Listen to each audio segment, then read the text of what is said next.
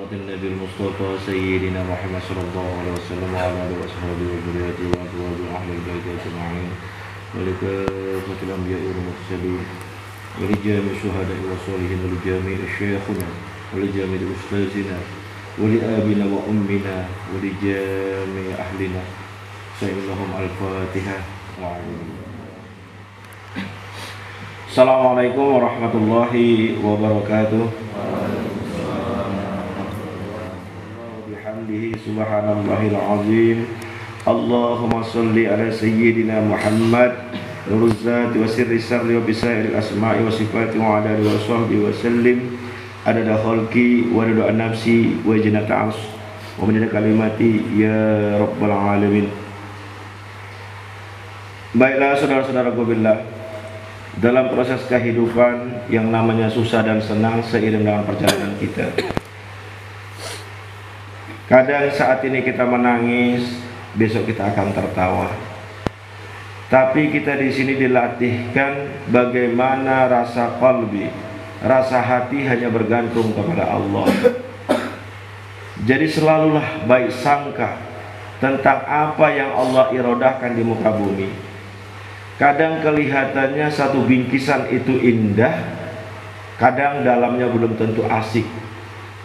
Kadang ada yang bungkusannya itu tidak indah tapi dalamnya asik. Jadi itulah teka-teki perjalanan di muka bumi ini. Maka praktek bagaimana menghilangkan keluh kesah bimbang ragu duka cita itu sulit. Tapi praktek yang paling dekatnya sandakan qalbi kita hanya kepada Allah yang mengirodakan segala sesuatu yang terjadi di muka bumi.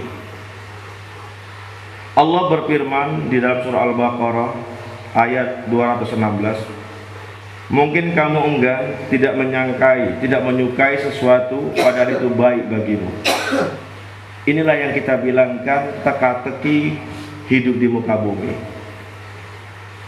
Segala sesuatu itu tidak bisa dinilai dari zohir saja.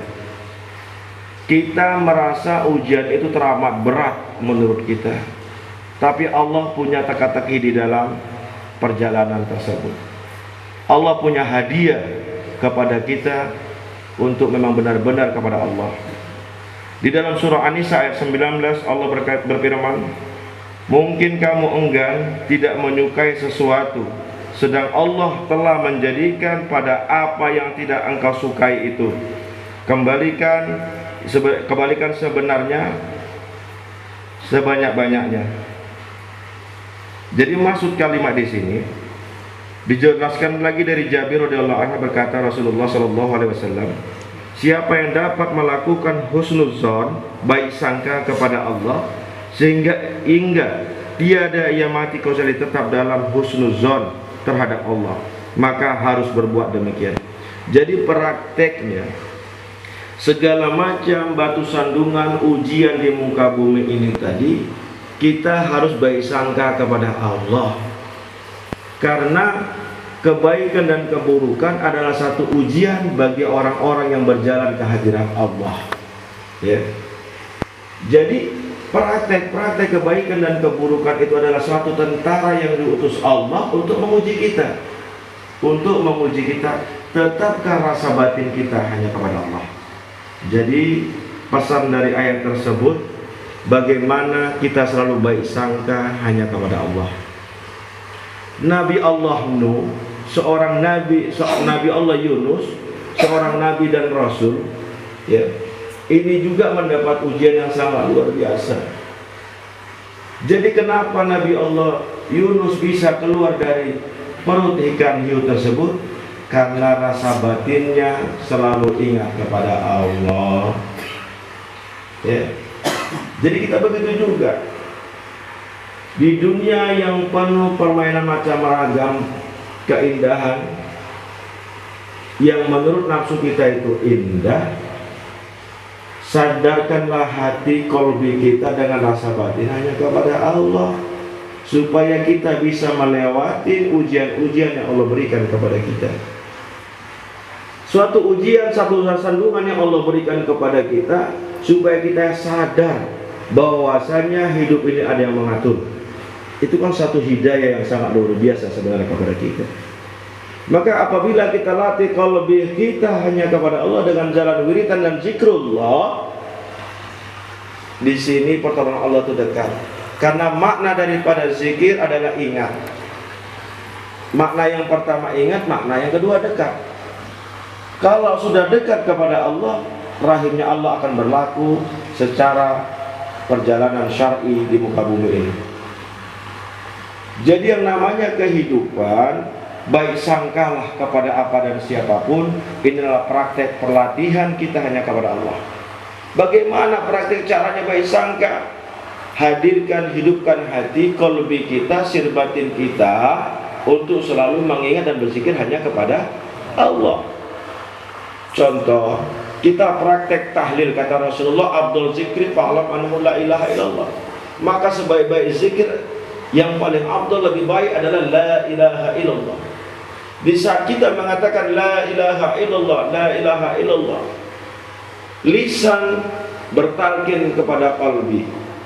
Maksudnya ucapan yang zahar tadi, yang nyata tadi, mengajarkan rasa batin, rasa qalbi kita, rasa hati kita kepada Allah, sehingga masuklah dia ke dalam qalbi. Rasa batin tadi mutlaklah bersandar hanya kepada Allah.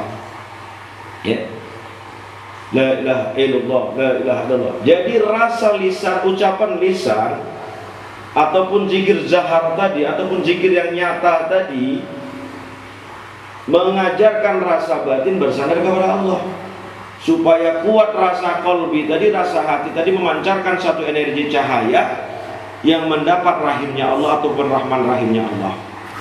Maka mulai saat ini latihkan qalbi kita supaya untuk selalu mengingat, berzikir hanya kepada Allah dengan zikir khafi.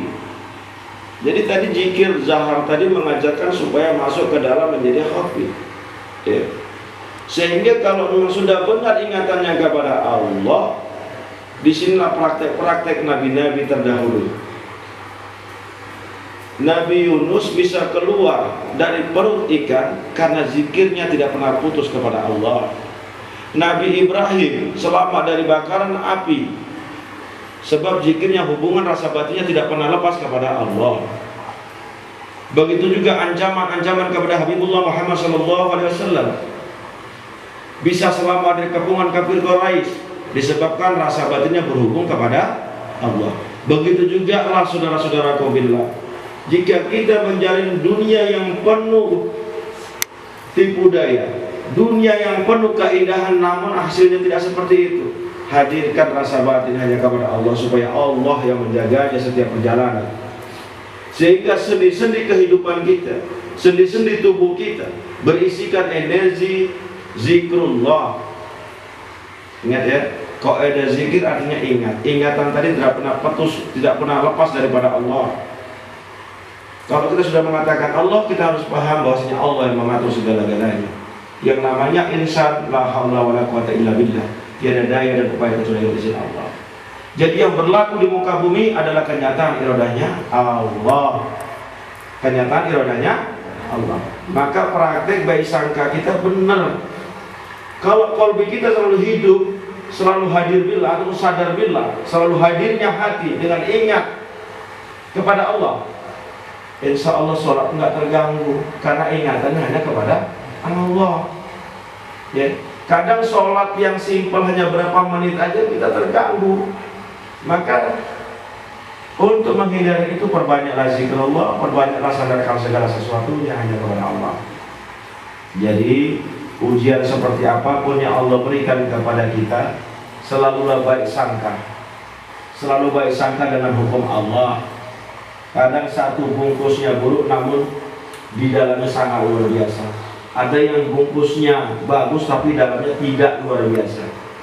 Intinya untuk selalu kita bisa menghindari segala ujian yang Allah berikan, prakteknya selalu latih qalbi sehingga memancarkan cahaya ilahiyah.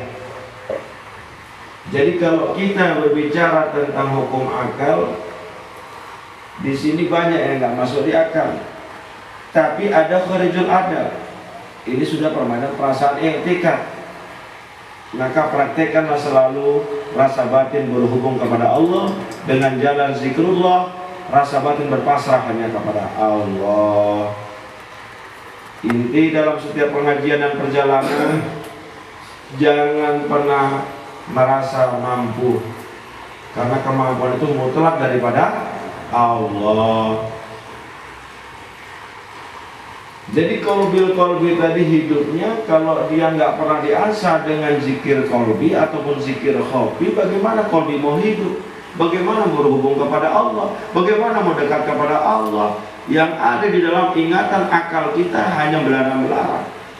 Begitu kita sholat, macam lah yang masuk. Sebab apa? Sebab hatinya nggak connect kepada Allah. Ya, mulai saat ini dilatih praktek-praktek dengan rasa sadar billah bahwasanya kita tidak pernah terpisah daripada Allah. Wa huwa ma'akum aina ma kuntum. Allah, sesungguhnya Allah beserta engkau di mana saja engkau berada. Dengan praktek apa? Praktek ingatan hanya kepada Allah. Astaghfirullah.